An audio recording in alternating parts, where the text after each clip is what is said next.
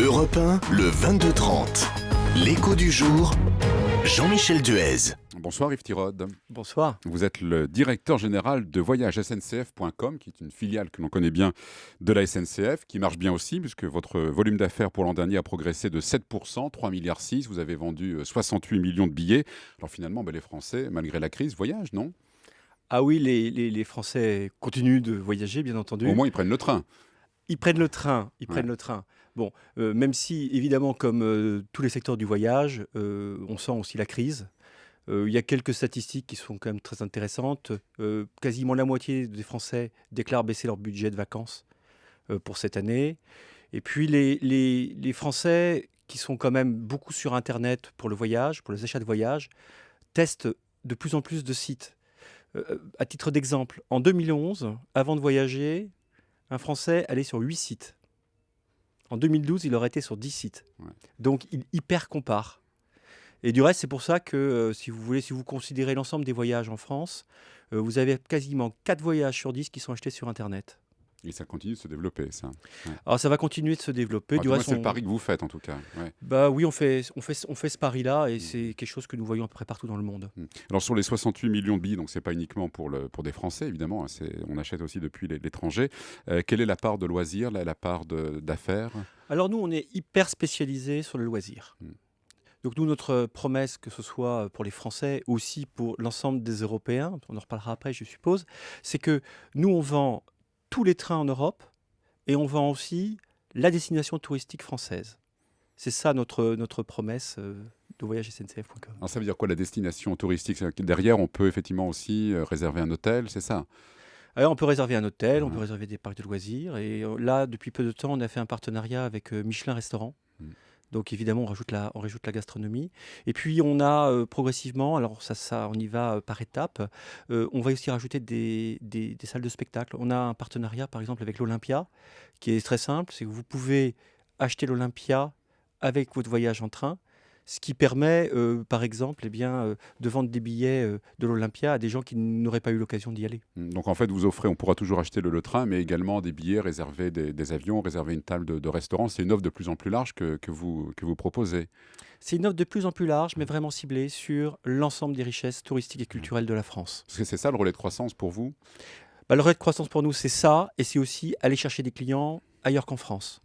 C'est pour ça qu'on a annoncé aujourd'hui le fait qu'on généralisait l'ensemble de notre marque voyagesSNCF.com en Europe, de Lisbonne à Moscou. Car vous rassemblez sous ce nom-là, voyagesSNCF.com, l'ensemble des activités qui existent déjà à travers l'Europe. Ça représente une petite quinzaine de sites. Voilà, donc on avait jusqu'à présent un certain nombre de marques. On avait une marque en Europe qui s'appelait Rail Europe, une autre marque qui s'appelait TGV Europe.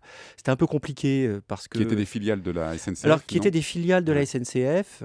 Alors, ce qu'on a fait, c'est que, si vous voulez, on a fait comme ce que font tous les grands acteurs du web. C'est-à-dire qu'on a intégré dans la même entreprise voyagesSNCF.com toutes ces différentes filiales de la SNCF qui étaient partout en Europe, en Angleterre, en Belgique, en Allemagne.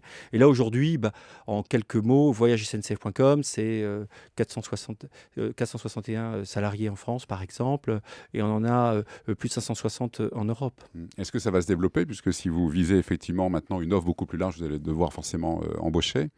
Alors pour l'instant, ce qu'on fait, c'est déjà, on a mutualisé toutes nos infrastructures technologiques en France. On a déjà mutualisé tout ça, de telle manière à être plus innovant et puis à avoir une force de frappe plus importante. Après, en fonction du succès qui sera le nôtre, on envisagera de croître. Vous avez quand même des perspectives de croissance. Quel chiffre vous êtes fixé ? Le chiffre qu'on s'est fixé, c'est celui que nous a fixé notre actionnaire. Alors ? donc Guillaume Pépi en avait parlé. Donc c'est 30% du chiffre d'affaires de la SNCF en 2017 fait à l'international. Et évidemment, pour pouvoir le faire, il faut pouvoir distribuer ces trains.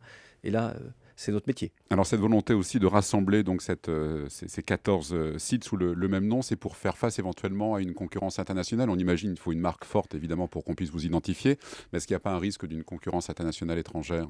Vous savez, la concurrence, elle existe déjà. Dans le domaine du tourisme, en fait, ce qui se passe, c'est qu'il y a 3-4 ans, je dirais que c'était le championnat de France des agences de voyage. Aujourd'hui, c'est plutôt les Jeux Olympiques tous les matins. Vous avez des grands spécialistes mondiaux de l'hôtel, du vol, des séjours. Donc nous, ce qu'on veut être, c'est un grand spécialiste mondial, en commençant par l'Europe, du train et de la destination France. Commencez par l'Europe, c'est-à-dire vous visez d'autres marchés forcément. Oui, alors lesquels Ouais. on a une autre marque, alors qu'on utilise par contre la marque Rail Europe, on l'utilise en dehors d'Europe, en particulier aux États-Unis et en Asie. Et on a vendu l'année dernière plus de 4 millions de billets de train à des non-européens aussi, et sous d'autres marques. Vous développez par ailleurs évidemment le mobile. Il se vend de plus en plus de billets directement sur les smartphones. Ah oui, parce qu'en fait, ça a été, nos deux relais de croissance auront été vraiment en 2012, l'Europe et l'innovation à travers le mobile. On a vendu l'année dernière plus de 4 millions de billets de train depuis le téléphone mobile. À la fin de l'année, pour que vous ayez un ordre de grandeur, on vendait un billet sur mobile toutes les 5 secondes. Aujourd'hui, les Français ont téléchargé à peu près 5,5 millions de fois notre application mobile, V. Ça s'appelle V et avec un point. Et aussi maintenant, plus besoin d'un billet matériel, on peut le présenter directement sur le smartphone. Ça, c'est quelque chose que vous allez généraliser. Ah ouais, c'est une grande amélioration de notre service pour mai, du reste. C'est-à-dire qu'en fait, nous généralisons à plus de 80% des voyages en France, ce que nous appelons le mobile ou mobile billet, qui est en fait un billet, un vrai billet, qui est dématérialisé, que vous recevez directement sur votre mobile. Ce billet, qui du reste a un peu la texture d'un vrai billet papier, pour que ça soit le plus proche possible de la réalité, vous pouvez le présenter directement au contrôleur, il le contrôle, et voilà. Alors comment le personnel justement de la SNCF s'adapte à cette nouvelle technologie ? Déjà, on a toujours l'image de la SNCF avec un train de retard, on va dire, non ? Comment ça se passe ? Je n'ai pas l'impression. Nous, on travaille tous les jours avec l'ensemble de la SNCF. En particulier, vous savez, souvent on oppose la partie Internet avec la distribution plus physique. Nous, on considère au contraire que ça doit être complémentaire. C'est pas une concurrence avec les guichets, avec les produits qu'on peut trouver dans les gares ? Non, on ne la voit pas comme ça. En fait, par exemple, je vais vous donner un exemple très concret. Ce que nous faisons, c'est que vous pouvez, depuis le site mobile, vous avez une fonctionnalité qui s'appelle le click to call. Vous cliquez et vous êtes mis en relation avec un téléconseiller. De la même manière, nous avons mis sur le site voyagesncf.com le plan de toutes les boutiques SNCF. Donc, nous considérons que le fait de proposer à l'ensemble des clients les différents modes de distribution, c'est au contraire une richesse. Est-ce que vous avez chiffré les économies que vous réalisez comme ça grâce aux billets sur smartphone ? Parce qu'évidemment, il n'y a pas tout le processus d'impression. Alors, franchement, non. Non, pas encore. Quoi. Non, ça n'entre pas dans vos critères, non ? Non, ça ne rentre pas ça. Non, ce qui rentre dans nos critères, c'est avant tout la satisfaction du client. Si je prends le cas du mobile, il y a quelque chose, vous savez, on a créé une équipe qui s'appelle la Love Team. Alors la Love Team chez voyagesncf.com, qu'est-ce que c'est ? On traque en permanence toutes les remontées des clients. Sur Twitter, sur les réseaux sociaux, dans les gares. Et notre grand jeu, c'est de les régler le plus vite possible. Et ce qui remonte beaucoup, c'est la simplicité, le besoin de simplicité et de rapidité. Ouais. En fait, il y a une sorte de veille pour voir les satisfactions, les mécontentements des clients. Vous y mettez aussi, beaucoup d'entreprises le font, ça maintenant. Ouais, c'est stratégique, ça. Oui, tous les lundis matins. Racontez-nous.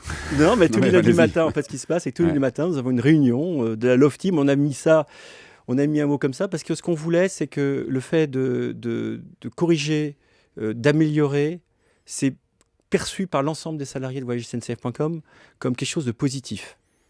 Et donc, je peux vous donner un certain nombre d'anecdotes si vous le voulez. C'est comme ça qu'on a vu, quand on a lancé le mobile il y a à peu près 2 ans, que les principaux intéressés, on ne les avait pas perçus. On n'avait pas mis, par exemple, les cartes militaires. Or, en fait, c'était une grande demande, donc on l'a intégré extrêmement rapidement. Et est-ce qu'un jour, on peut imaginer qu'il n'y aura plus du tout ce billet physique, il n'y aura plus du tout de guichets dans les gares et que tout sera dématérialisé ? Non, je pense que des guichets dans les gares, il y en aura tout le temps. Ouais. Par contre, des billets dématérialisés, je pense qu'au fur et à mesure, très probablement, pas seulement pour le train, mais pour les spectacles, pour l'avion, pour tout. Je pense qu'on va vers une industrie où le smartphone, les tablettes, la dématérialisation est quelque chose qui va progressivement se déployer. Et prendre le pas sur le physique ou pas ? Je ne crois pas. Je pense qu'il y a toujours besoin de conseils. Il y a toujours besoin d'avoir, en particulier quand les choses sont un peu compliquées en service après-vente, d'avoir besoin de parler à quelqu'un. Merci Yves Thiraud, donc directeur général de voyagesncf.com, et vous pouvez retrouver cette interview sur le site internet d'Europe 1, europe1.fr. Merci. Merci.